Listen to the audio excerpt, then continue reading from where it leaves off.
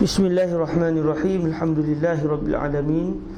Wassalatu wassalamu ala asyrafil anbiya'i wal mursalin sayyidina wa maulana Muhammadin wa ala alihi wa itratihi wa ashabihi ajma'in. Asyhadu an la ilaha illallah wahdahu la syarikalah wa asyhadu anna sayyidana wa habibana Muhammadan abduhu wa rasuluh wa safihu min khalqihi wa habibuh addal amanah wa balaghar risalah wa nasahal ummah wa kashafallahu bil ghummah. Allahumma salli wa sallim wa zid wa barik ala sayyidina wa maulana Muhammadin wa ala ali sayyidina Muhammad. Amma ba'd. Alhamdulillah, syukur kepada Allah dipertemukan lagi kita pada malam yang bahagia ini untuk kita menyambung bacaan kitab Bahrul Mazi pada juzuk yang kedua, iaitu pada muka surat yang ke-9, masalah yang ke-19, insya-Allah kan. Hari ni suara okey dah Semalam teruk je, hari ni okey dah. Itu cara tak dapat share tahu tu. Kalau dapat tahulah, jerit. Baik, bismillahirrahmanirrahim. Qala al-musannif Al-Syekh Muhammad Idris Ibnu Abdul Rauf Al-Marbawi rahimahullahu subhanahu wa ta'ala wa nafa'ana Allah bi ulumi wa ulumi masyaikhi wa talamizati wa qurra'i Bahril Mazi wa sa'il musannafatihi wa syurrahiya, Allahumma amin. 19, masalah asar bagaimana buta dan yang kena kurung mengetahui. Dah tahu dah bukan kurang yang kena kurung mengetahui. Waktu asar, macam mana orang buta nak tahu waktu asar masuk, dan bagaimana orang yang kena kurung dalam penjara dan dia langsung tak nampak bayang matahari, macam mana dia nak tahu yang waktu asar sudah masuk.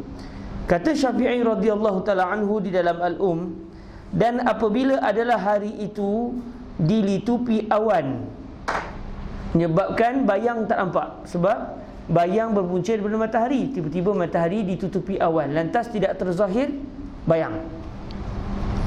Dan apabila adalah hari itu dilitupi awan, atau ia kena kurung, ataupun orang tu sendiri kena kurung, bukan matahari kena kurung. Tadi matahari yang kena kurung dengan awan, yang ni orang tu sendiri kena kurung. Atau ia kena kurung di dalam gelap, atau ia buta. Dia buta di negeri atau tempat yang tiada seorang pun sertanya. Sama ada perkara ini berlaku di dalam kawasan yang ada orang, dalam negeri, kampung, bandar, atau langsung tak ada orang, dalam hutan, atau tengah pulau, dia pergi berjalan-jalan, tiba-tiba terdampar ke pulau. Jadi apa yang dia perlu buat? Memperbuatlah sebagaimana telah aku sifatkan pada mengetahui zuhur. Lihat masalah 17. Tiada bersalahan ia pada suatu intaha. Maka dengan yang disifatkan oleh Imam Syafi'i itu, tiada seorang di dalam kesamaran lagi. Maknanya dia kena berijtihad dengan apa yang telah kita bincangkan panjang lebar pada semalam. Dengan apa cara? Dia dah agak, biasanya daripada zuhur ke asar, biasanya bila dia buat satu perusahaan, katakan dia ni tukang, dia ni orang buta tapi dia pandai buat, ikutlah dia buat apa, anyaman ke benda ke, siap satu tikar tu biasanya daripada zuhur ke asar siap satu tikar. Jadi hari tu tak ada orang, dia pun ambil anyaman, dia pun menganyam, siap setika, dia pun Allahu Akbar, masuk sembahyang satu. Sebab biasanya pengalaman dia, siap satu anyaman, masuklah waktu asar, katakan. Maka itu cara bagi orang buta tadi. Kalau orang buta tu dia tak pandai menganyam, tapi biasanya daripada zuhur ke asar dia baca Quran 2 juzuk atau 3 juzuk, masuk waktu asar. Jadi pada hari tak ada orang, dia baca Quran 2-3 juzuk, lepas tu dia boleh terus sembahyang asar dengan apa kaedah sekalipun. Orang yang kena kurung begitu jugalah, maknanya dia menggunakan kaedah ijtihad. Ijtihad berdasarkan pengalaman dia sebelum ini. 20, masalah sembahyang maghrib dan waktunya pada Syafi'i radhiyallahu taala anhu. Katanya rahimahullahu taala, tiada bagi waktu maghrib itu melainkan satu, dan kenyataannya demikian itu ialah waktu lenyap matahari. Masuk waktu maghrib bila seluruh matahari lenyap. Kalau ada lagi sudut matahari yang pada penglihatan kita belum lenyap, maka ketika itu belum lagi masuk waktu maghrib. Bila seluruh bulatan matahari lenyap di ufuk barat, maka masuklah waktu maghrib. Dengan mengiktibar kawasan tu, tak ada kawasan tinggi lah macam dia di padang pasir, straight je dia nampak matahari itu terbenam, barulah ni. Sebab kalau ada gunung, matahari itu terbenam, sebenarnya belum terbenam lagi, tapi terlindung di gunung, masih belum masuk maghrib lagi. Dia kena tenggelam di ufuk, maknanya di hujung, di straight, di berhadapan dengan pandangan mata dia, di depan sana, sejauh mata memandang. Jadi apabila matahari terbenam di ufuk barat seluruhnya, tiada lagi bulatan matahari yang tinggal, maka masuklah waktu maghrib.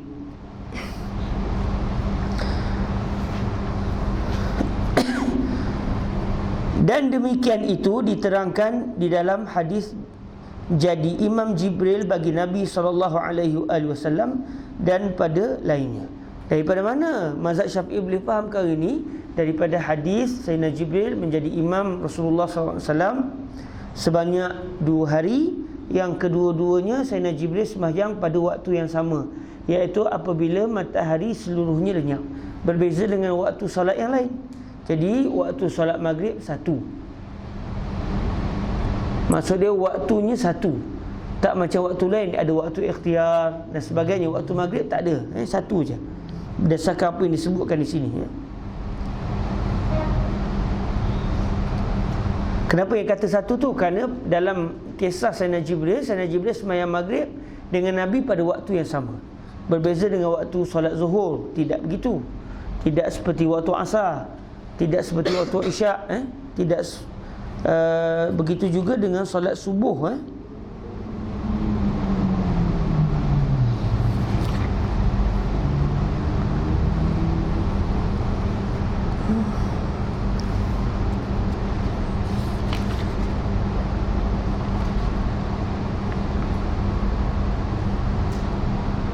Ya.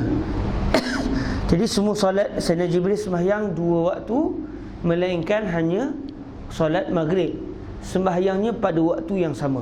Jadi di situ menunjukkan waktunya ada satu. Perincian dalam perbahasan fiqahnya, waktu yang dituntut itu hanya satu.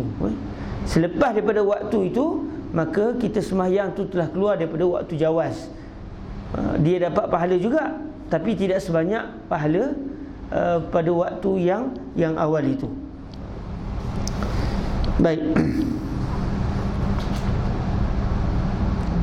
Lihat masalah 9 ya. Lihat masalah 9, yang mana masalah 9 membicarakan tentang mengenal akhir maghrib. Dan kita juga ketika berbicara perkara ini, kita sebut berlaku khilaf juga dalam mazhab kita. Imam Syafi'i ada 2 pendapat. Satu pendapat mengatakan akhir maghrib adalah apabila masuk waktu isyak. Dan satu pendapat lagi mengatakan akhir maghrib apabila seseorang itu telah berjaya mengambil wudu, istinja, mula-mula istinja, ambil wudu, solat maghrib, kemudian sembahyang 2 rakaat selepas maghrib. Lebih kurang kasarnya 30 minit. Mudah-mudahan kasarnya para ulama kita cerita nisfu sa'ah, 30 minit. Maknanya apabila berlalu daripada tenggelam matahari, berlalu 30 minit selepas itu, maka habislah waktu fadilah bagi solat maghrib. Kalau ikut pendapat yang kedua ni pula, habis tu waktu maghrib, bukan waktu fadilah, habis tu waktu maghrib. Maknanya siapa yang sembahyang pada minit yang ke-40, dia sembahyang qada, walaupun isyak tak azan lagi. Ini pendapat yang al-jadid bagi al-Imam Asy-Syafi'i. Namun pendapat ini tidak difatwakan dalam mazhab kita. Mazhab yang difatwakan adalah akhir waktu maghrib adalah masuk waktu isyak.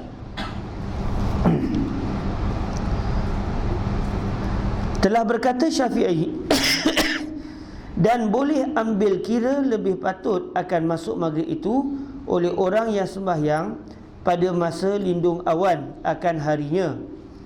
Jadi bagi orang yang dia tak dapat melihat matahari, jadi dia kena berijtihad, sama seperti mana-mana waktu yang lain. Dia kena agak-agak, dia kena agak-agak sampai datang zon dalam hati dia maghrib telah masuk. Begitu juga orang yang kena kurung di dalam tempat gelap dan orang buta. Kesemua mereka ini apabila tak mampu untuk mengetahui waktu maghrib secara yakin, perlu berijtihad agar mereka dapat sampai kepada tahap zon. Kalau tak sampai zon, masih lagi belum sampai 51%, masih lagi 50 atau kurang daripada 50, maka tak boleh sembahyang maghrib lagi. Kena sampai yakin ataupun zon bahawa waktu telah masuk.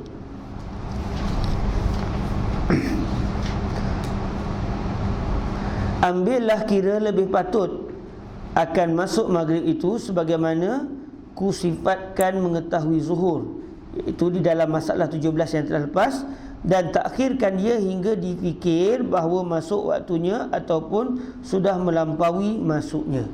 Jadi bagi orang yang tak yakin maghrib dah masuk atau tidak, dia tak boleh, tak apalah, taram je lah, semayanglah terus, tak boleh. Akhir tolong ambil air sejuk ke? Air apa? Air kosong, bukan air batu, air kosong. Tegak nak kering. Air ni panas lagi.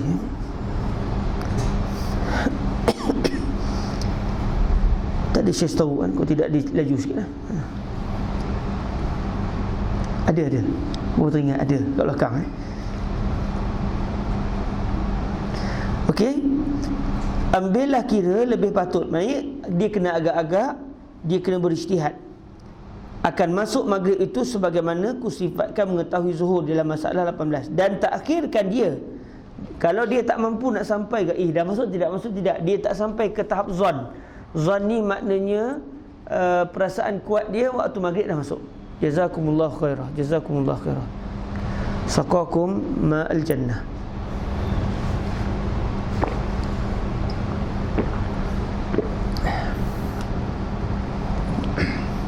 Dan takhirkan dia hingga difikir bahawa masuk waktunya, itu waktu maghrib telah masuk secara yakin.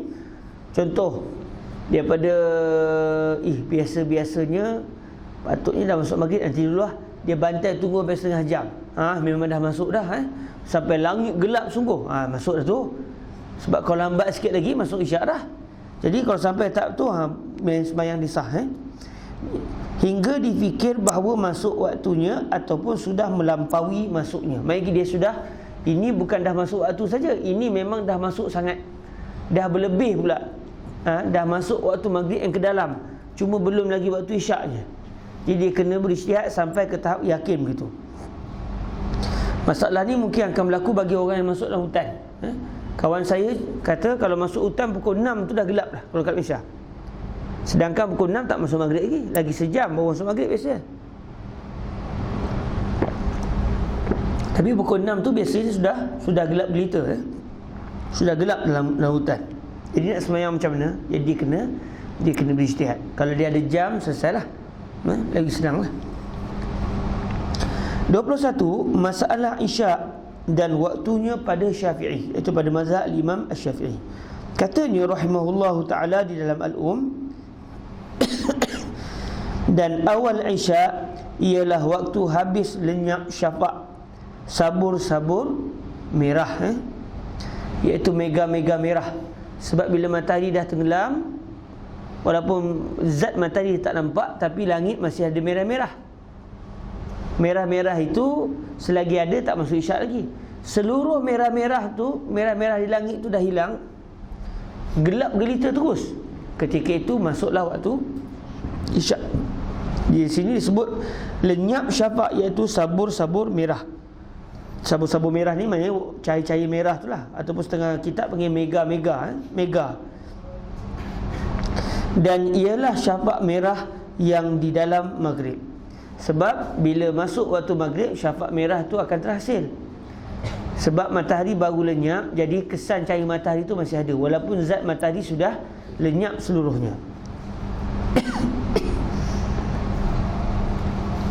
Maka apabila hilang merah, iaitu hilang warna merah tersebut, maka tiadalah nampak daripadanya sesuatu, masuklah waktunya. Iaitu kalau dah lenyap terus warna merah tersebut di kaki langit, langsung tak ada langsung kesan merah-merah tu, gelap terus, tak nampak apa benda dah, ketika itu masuklah waktu isyak.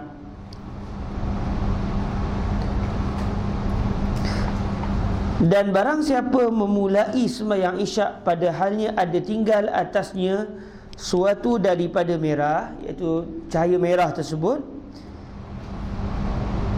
nescaya mengulang ia akan dia, sebab dia sembahyang sebelum masuk waktu isyak.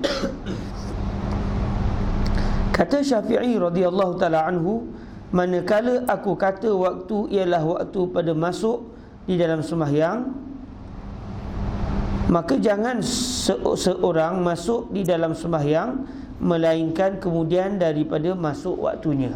Memanglah masuk waktu, ya imma secara yakin, ya imma secara zon. Yakin maknanya 100% betul. Saya sengaja ulang banyak kali kerana orang Malaysia kita dia ada satu istilah, yakin Syekh, yakin. Kita kena yakin. Itu bukan yakin dalam kitab fiqh, itu buat yakin. Yakin Syekh? Tak yakin tu. Yakin ni contoh. Ni apa ni Syekh? Air. Yakin dia ni memang air, itu nama yakin. Tapi mana dia ana? Dia ni ke dia ana ke dia? Yakinlah. Itu bukan yakin. Itu agak-agak silap-silap tak yakin pun. Tapi sebab duit dia pasal, duit dia lah. Itu buat yakin, mencipta keyakinan. Jadi yakin dalam istilah fiqh adalah 100% berlaku. 100% berlaku. Tapi kalau dia rasa tak 100%, tapi lebih daripada 50%, hati dia mengatakan bahawa sesuatu itu berlaku contohnya, maka itu dinamakan zan. Kalau hanya 50%, maka itu namanya syak. Kalau jatuh daripada 50%, kurang 50%, namanya wahm. Kalau tak berlaku langsung, tak kena dengan realiti, namanya jahil. Al-jahl. Okey, kata Syafi'i, manakala aku kata waktu ialah waktu pada masuk di dalam sembahyang, maka jangan seseorang masuk di dalam sembahyang melainkan kemudian daripada masuk waktunya. Dan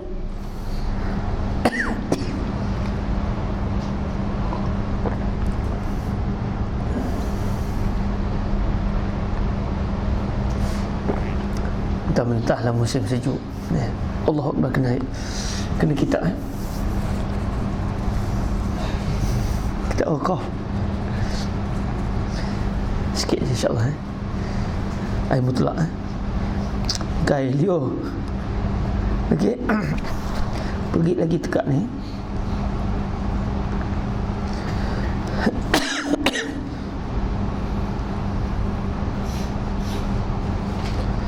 Maka jangan seseorang masuk di dalam sembahyang melainkan kemudian daripada masuk waktunya, dan jangan dikerjakan padanya sesuatu melainkan kemudian daripada waktunya, dan jangan takbir sekalipun dahulu daripada masuk waktu, kerana takbir itulah pintunya, iaitu pintu bagi salat.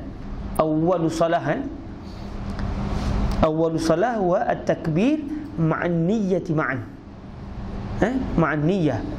Dia mesti di dua rukun yang serentak. Takbiratul ihram dan juga niyah.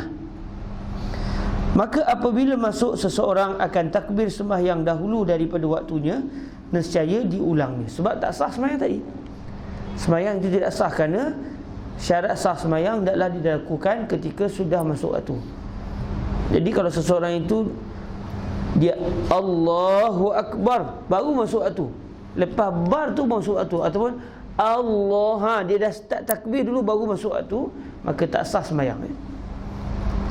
Tapi kalau didengar muazzin Allah, dia pun Allahu Akbar, ataupun dia pakat dengan muazzin, okey, intan azannya buat itu. Okey, bila buat sama-sama doa ni ni seorang Allahu Akbar azan, seorang Allahu Akbar masuk solat, sah sembahyang. Serentak tak apa, yang penting dia sembahyang dalam waktu. 22 masalah subuh dan waktunya pada Syafi'i radhiyallahu taala anhu. Katanya rahimahullahu taala, dan apabila nyatalah fajar yang akhir itu menyingsing di kaki langit, haruslah ia sembahyang subuh. Kenapa bagi fajar yang akhir? Sebab ada dua fajar. Fajar yang mula bagi fajar kazib, fajar yang kedua adalah fajar sadiq. Fajar kazib, dia cahaya yang memanjang. Saya tak pernah tengok. Rumah kita rumah semua berbangunan, tak nampak langsung dah. Dia kena pergi padang pasir sekali, tidur di padang pasir, baru kita boleh nampak. Itu pun kalau tak tidur lah. Kalau sedar-sedar dah masuk subuh, tak nampak juga lah. Itu fajar disebutkan kitab. Fajar kazib tu dia melintang, kemudian dia hilang. Manakala fajar sadiq pula dia memanjang di ufuk timur, dan dia makin lama makin cerah. Dari situlah akhirnya keluar matahari.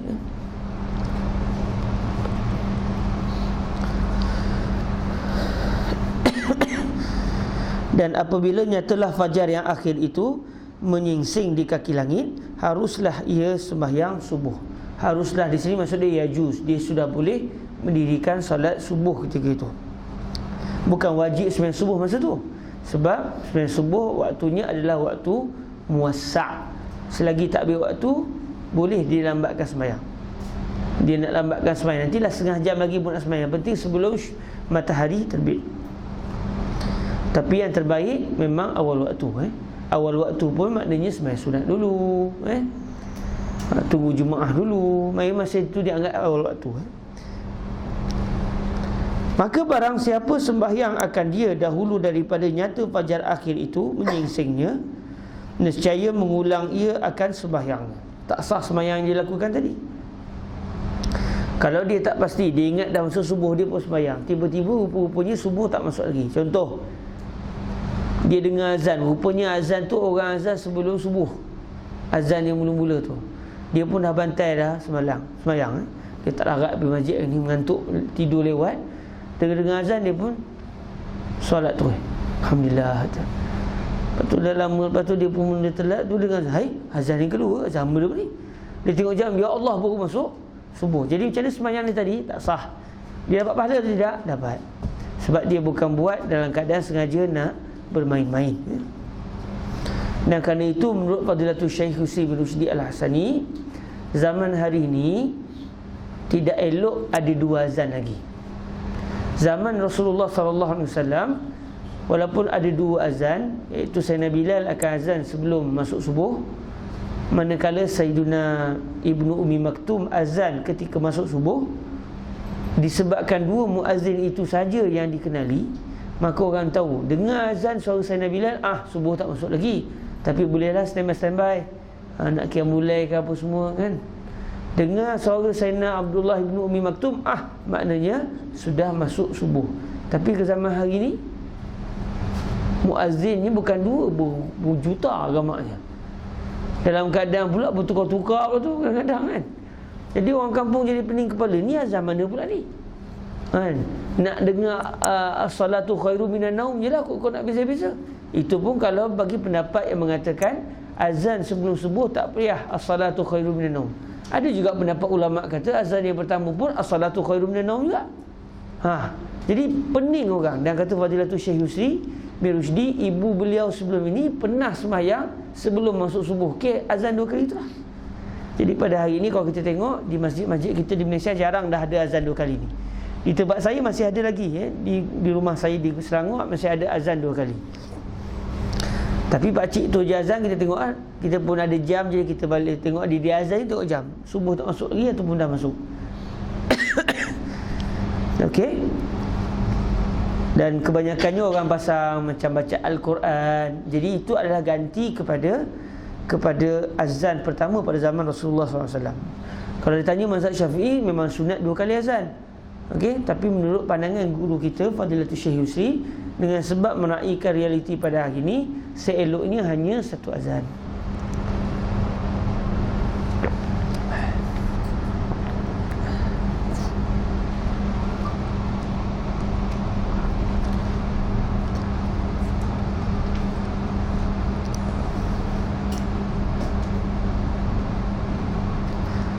Maka barang siapa sembahyang akan dia dahulu daripada nyata fajar akhir itu menyingsingnya, nescaya mengulang ia akan sembahyangnya. Dan sembahyang ia akan subuh itu pada awal barang yang yakin fajar itu menyingsing, hingga keluar daripadanya gelap. Hingga keluar daripadanya gelap. Apa maksud gelap di sini? Adakah keluar gelap tu maksud dia terbit matahari ataupun tanah sudah cerah? Sebab tanah cerah belum lagi habis waktu subuh. Kita tukar kita Arab je. Okey.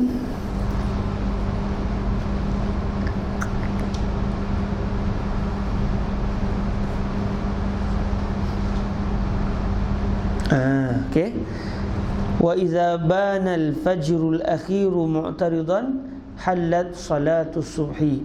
Qala al-Imam Syafi'i rahimahullah fi wa idza bana al-fajr al-akhir mu'taridan halat salatu subh wa man sallaha qabla tabayyun al-fajr al-akhir mu'taridan a'ad wa yusalliha awwala ma yustayqanu al-fajr mu'taridan hatta yakhruja minha mughallisa.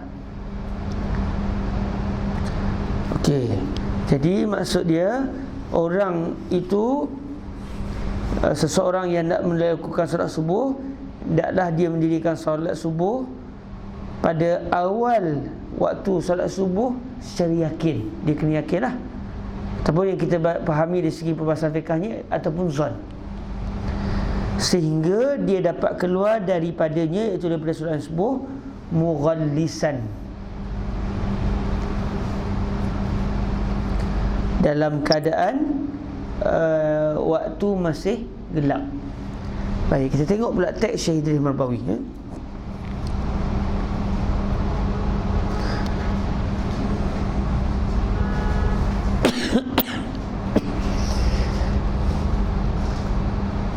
Dan sembahyang ia akan subuh itu pada awal barang yang yakin fajar itu menyingsing, hingga keluar daripadanya gelap.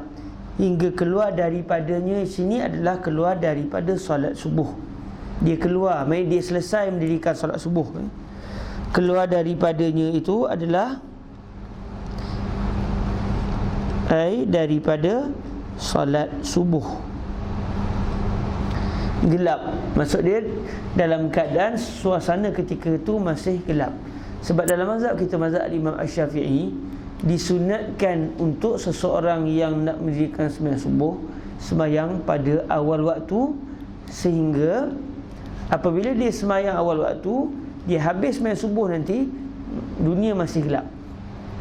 Sebab dalam hadis Rasulullah SAW disebut bagaimana isteri-isteri baginda Nabi dan juga wanita-wanita muslimah, selepas mereka habis solat subuh dengan Nabi di masjid, mereka pulang ke rumah dalam keadaan ketika itu mereka masih lagi tidak dikenali siapakah mereka, kerana dunia atau ketika ataupun masa ketika itu masih gelap.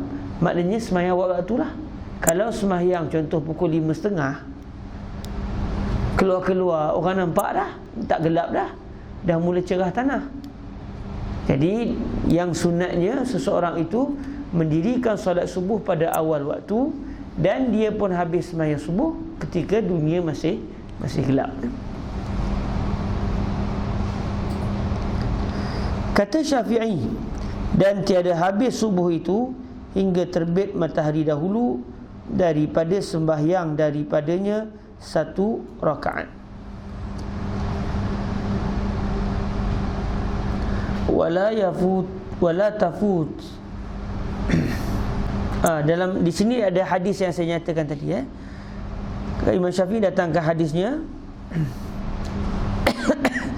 bisnadihi an Aisyah radhiyallahu taala anha qalat, in kana Rasulullah sallallahu alaihi wasallam la yusalli subha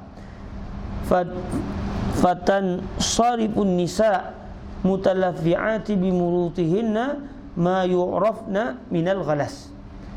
Sesungguhnya Rasulullah sallallahu alaihi wasallam sembahyang subuh, lalu wanita-wanita pun keluar daripada sembahyang subuh. Mereka selesai sembahyang subuh tu, mereka pun pulang ke rumah masing-masing dalam keadaan mereka itu mutalaffi'at bimurutin, mereka memakai tudung menutup wajah mereka ma yu'rafna, dalam keadaan mereka tu langsung tak dikenali. Kerana apa?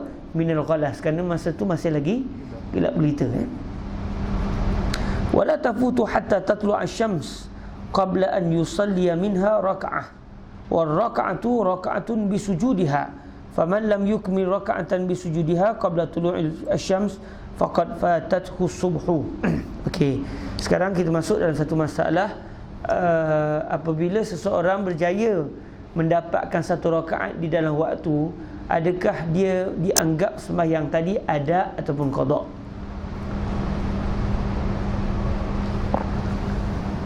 Dalam perbahasan ilmu usul fiqh ada satu perbahasan, iaitu ada dan juga qada. Kasar-kasarnya ada adalah mendirikan solat dalam waktu, manakala qada mendirikan solat di luar waktu. Okey, satu orang sembahyang, dia berjaya menghabiskan satu rakaat. Contoh macam sembahyang subuh tadi, subuh ada 2 rakaat. Dia sembahyang subuh rakaat pertama tu, dia pun selesai sujud yang terakhir pada rakaat pertama tu dalam keadaan belum lagi terbit matahari. Dia pun bangun ke rakaat kedua, tiba-tiba matahari pun muncul, maksudnya sudah masuk waktu syuruk. Apa yang berlaku? Satu rakaat di dalam waktu subuh, manakala satu rakaat lagi di luar waktu subuh. Apa status sembahyang subuh dia tadi? Qada ataupun ada? Jadi dalam perbahasan ilmu usul dinyatakan, apabila seseorang berjaya memasukkan satu rakaat yang sempurna ke dalam waktu, walaupun baki rakaat di luar waktu, sembahyang itu dinamakan ada. Tapi kalau dia tak berjaya memasukkan satu rakaat di dalam waktu, dia sembahyang baru rakaat pertama, tiba-tiba masuk waktu syuruk, matahari dah terbit. Atau dia bukan sembahyang subuh sajalah, apa-apa sembahyang dia sembahyang zuhur, dia baru rakaat, tiba-tiba orang azan asar, maknanya tak sempat nak menghabiskan satu rakaat di dalam waktu. Jadi apa status sembahyang dia tadi? Qada. Maksud dia kena ulang balik ke? Tak perlu ulang, teruskan sembahyang. Tapi kalau orang tanya, sembahyang saya ni macam mana? Kalau ditanya orang, sembahyang saya ni qada ke ada? Jadi orang bila dapat soalan tadi, orang tu kata, awak tadi ada rakaat di luar waktu kan? Ada. Baik, saya nak tanya, awak sempat tak satu rakaat dalam waktu? Dia kata sempat. Okey, kalau awak berjaya memasukkan satu rakaat dalam waktu, maka sembahyang awak ini dinamakan ada, walaupun baki rakaat di luar waktu.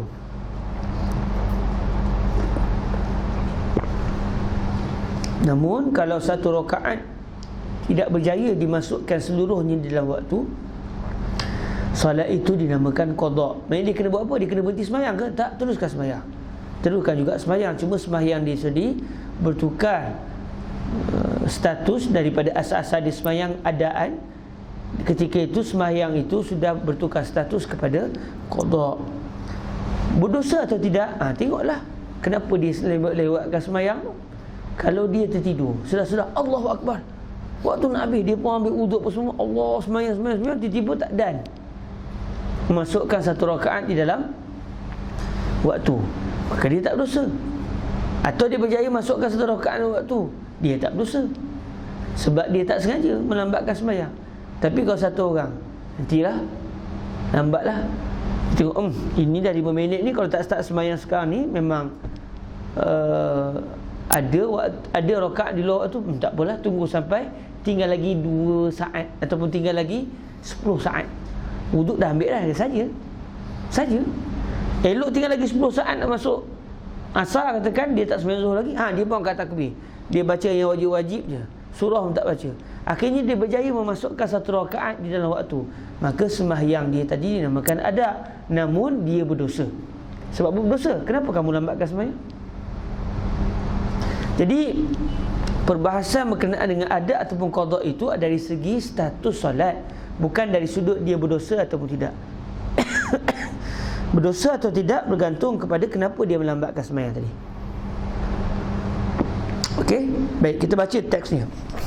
Itu kasar-kasarnya. Kalau dia solat dua rakaat dia tidak masuk dalam waktu, sebenarnya subuh dia pada waktu subuh. Bila dia lepas solat tu dia tak niat untuk qada, dia niat Okey, satu orang dia solat dia dah dia perasan dia perasan tak waktu dah habis. Kalau dia tak perasan tak apa. Tapi kalau dia perasan waktu dah habis, waktu dah habis ni, dia kena qada ni, tak apalah, niat ada.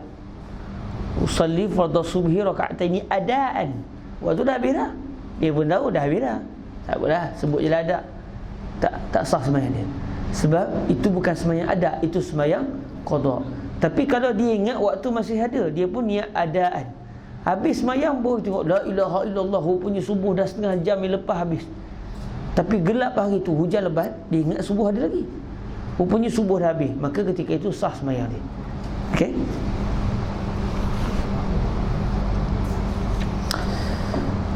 Kata Syafi'i, dan tiada habis subuh itu hingga terbit matahari dahulu daripada sembahyang daripadanya satu rakaat. Maknanya tak habis subuh di sini iaitu pada status sembahyang orang tadi. Adapun dari sudut habis waktu subuh itu, dari sudut waktu subuh habis bila matahari terbit. Tak kiralah orang tu satu rakaat ke dua rakaat ke, itu lain cerita. Subuh tu sendiri habis bila matahari terbit. Baik, bagi orang yang sedang solat itu, dia sembahyang tiba-tiba subuh masuk, sedangkan masa dia start sembahyang subuh tak habis lagi. Silap.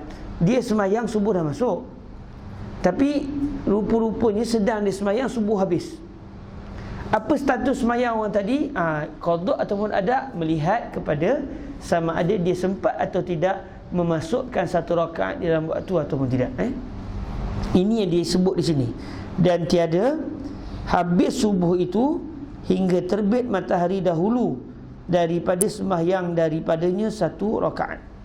Dalam teks Arab disebut wala tafutu salatu hatta tatlu'a asy-syams qabla an yusalliya minha raka'ah. Subuh tidak akan habis melainkan sehingga matahari terbit sebelum orang tadi sempat mendirikan satu rakaat di dalam waktu. Dia sembahyang baru baca Fatihah, tiba-tiba masuk waktu syuruk, maka subuh habis. Apa maksud subuh habis sini? Maksudnya sembahyang dia dianggap qada. Sebab kalau waktu dah habis, sembahyang dia qada. Tapi kalau subuh tak habis lagi, sembahyangnya ada. Jadi dia sekarang ada dua keadaan. Kita nak kata waktu subuh ni habis bila? Baik, kita kata awak masukkan apa? Masuk waktu subuh tu atau melihat kepada status sembahyang? Kita kata melihat kepada waktu subuh. Maksudnya subuh habis bila? Bila muncul sahaja bulatan matahari daripada ufuk timur. Muncul saja matahari, habislah subuh. Baik, status sembahyang orang yang mendirikan solat, dia sembahyang sempat di dalam waktu, tapi tak sempat menghabiskan semua sembahyang dalam waktu. Apa status sembahyang dia? Qada ataupun ada? Kita kata ada adalah sekiranya satu rakaat penuh berjaya dimasukkan di dalam waktu. Manakala qada sekiranya tidak sempat satu rakaat dimasukkan ke dalam waktu.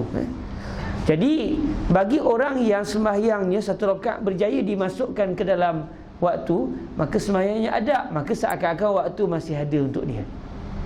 Bagi orang yang tak berjaya memasukkan satu rakaat penuh dalam waktu, maka sembahyang qada, maka waktu seakan-akan telah habis bagi dia. Sebenarnya waktu mana dah habis pun. Waktu sudah habis apabila matahari timbul saja daripada ufuk timur.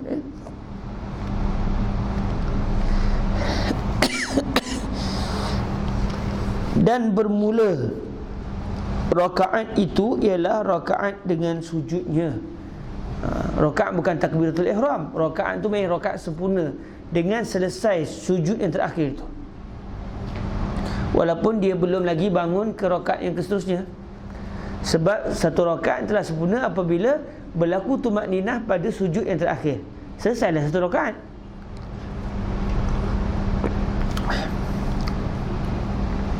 Maka barang siapa tiada sempurna satu rakaat dengan sujudnya dahulu daripada terbit matahari, maka barang siapa tiada sempurna satu rakaat dengan sujudnya dahulu daripada terbit matahari, maka sungguhnya luput akan dia oleh subuh. Maksudnya sembahyang subuh dia tadi dianggap qada. Maknanya dia kena buat apa? Tak kena buat apa, teruskan sembahyang. Cuma sembahyang dia tu statusnya qada. Bukan dia kena batalkan sembahyang lepas tu kena solat semula qada, bukan begitu maksudnya. Maksudnya sembahyang dia tadi berstatus qada, walaupun masa awal-awal sembahyang tadi dalam waktu dia punya adab.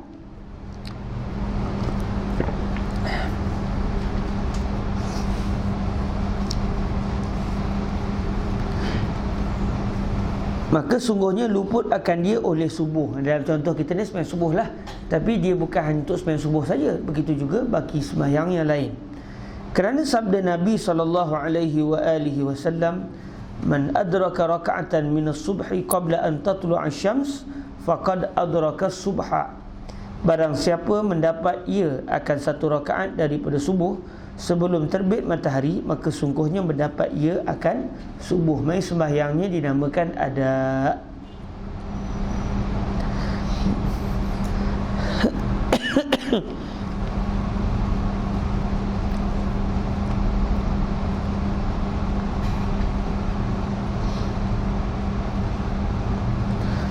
Baik, kita masuk pada masalah yang baru.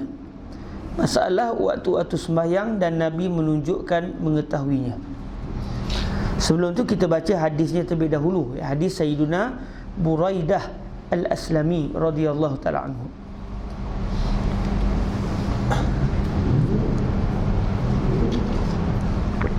Pergilah tegak ana.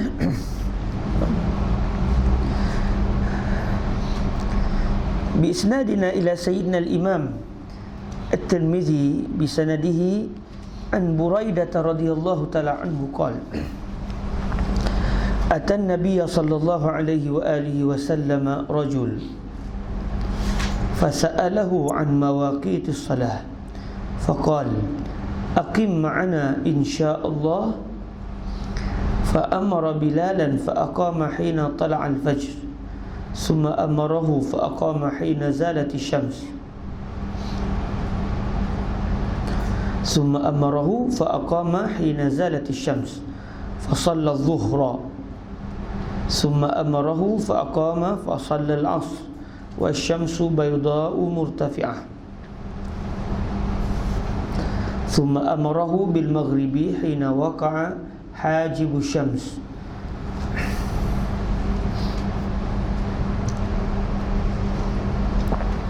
ثم أمره بالعشاء فأقام حين غاب الشفق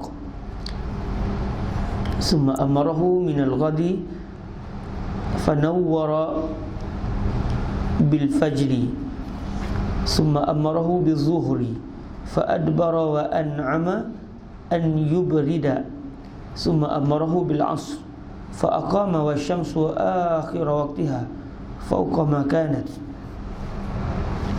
ثم أمره فأخر المغرب إلى قبيل أن يغيب الشفق ثم أمره بالعشاء فأقام حين ذهب ثلث الليل ثم قال أين السائل عن مواقيت الصلاة فقال الرجل أنا فقال مواقيت الصلاة بين هذين حسن صحيح غريب. Daripada Sayyiduna Buraidah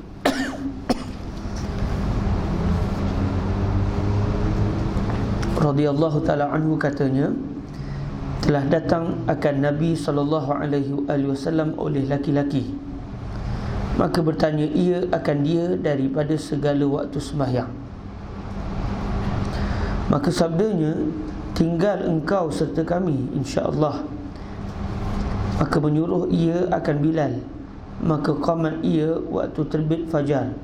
Kemudian menyuruh akan dia, maka qamat ia pada waktu gelincir matahari. Maka sembahyang ia akan zuhur. Kemudian menyuruh ia akan dia, maka qamat ia, maka sembahyang akan asar dan matahari putih lagi tinggi. Kemudian menyuruh ia akan dia dengan maghrib pada waktu terdinding matahari.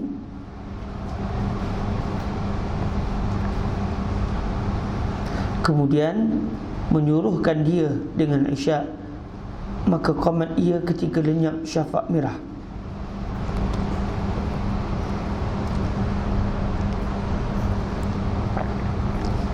kemudian menyuruh akan dia daripada besoknya. Maka menanti cerah ia dengan fajar, kemudian menyuruhkan dia dengan zuhur. Maka bersejuk dan sedap sejuknya. Kemudian menyuruh akan dia dengan asar. Maka qamat ia dan matahari pada akhir waktunya, lebih daripada barang yang ada ia. Kemudian menyuruhkan dia, maka melambat ia akan maghrib sampai dahulu sedikit daripada lenyap syafaq. Kemudian menyuruhkan dia dengan isya, maka qamat ia waktu hilang sepertiga malam. Kemudian bersabda ia. Kalau perasan tu macam tertinggal huruf alif satu, ataupun mungkin ejaannya memang begitu. Bersabda ia. La Allah sawab ada huruf alif yang tertinggal di situ. Kemudian bersabda ia, di mana orang yang bertanya daripada segala waktu sembahyang, maka kata laki-laki, aku. Dan sabdanya, segala waktu sembahyang itu antara dua ini. Nampaknya kena berhenti dah. Saya dah perit sangat dah. Boleh berhenti setakat ni dulu. Daripada terus tak ada langsung, lagi bahaya. Kita berhenti setakat ni. InsyaAllah hari ni hari Selasa besok Sofik. Ni Khamis. Khamis ke? Kita hari apa sama hari Khamis pukul 10 malam. Khamis pukul 10 malam, InsyaAllah.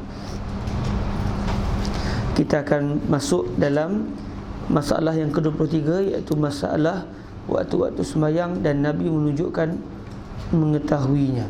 Wallahu ta'ala a'la wa a'lam.